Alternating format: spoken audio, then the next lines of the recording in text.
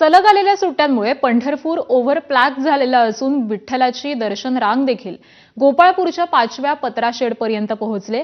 महाराष्ट्र, गुजरात, आंध्र प्रदेश, कर्नाटक अशा विविध राज्यांमधून हजारोंच्या संख्येने भाविक श्रावणाच्या महिन्यामध्ये दर्शन घेण्यासाठी पंढरपूरला येत असून सलग सुट्ट्या मिळाल्यामुळे भाविकांची प्रचंड गर्दी वाढली आहे। आज शहरामध्ये जवळपास 4 लाखांपेक्षा जास्त भाविक आलेले असून विठ्ठलाच्या दर्शनाला सध्या 8 ते 10 तासाचा वेळ लागतोय। याचाच आढावा घेतलाय आमचे प्रतिनिधी सुनील दिवाण यांनी। सलग आलेल्या सुट्ट्यांमुळे पंढरपूर ओव्हरपॅक झालेलं आहे। आज विठ्ठलाच्या दर्शनाची रांग थेट गोपाळपूरच्या 5व्या पत्राशेड पर्यंत पोहोचलेली आहे।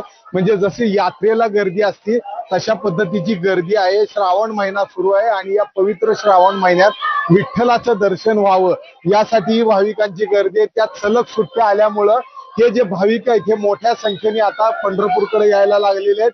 अजूनही दर्शनाची रांग लांबच लांब चाललेली आहे। भाविकांची संख्याही वाढत चाललेली आहे आणि श्रावण महिन्यामध्ये दर्शन घ्यावं यासाठी भाविक मोठ्या संख्येने येत आहेत। राज्यभरातले भाविक आहेत, काही भाविक गुजरात मधले आहेत, काही कर्नाटक मधले, तामिळनाडू मधले, असे देशभरातले भाविकही आता यायला सुरुवात झालेली आहे। मोठ्या संख्येने गर्दी आहे। आपण काही भाविकांशी चर्चा करूया। तुम्ही आला ताई?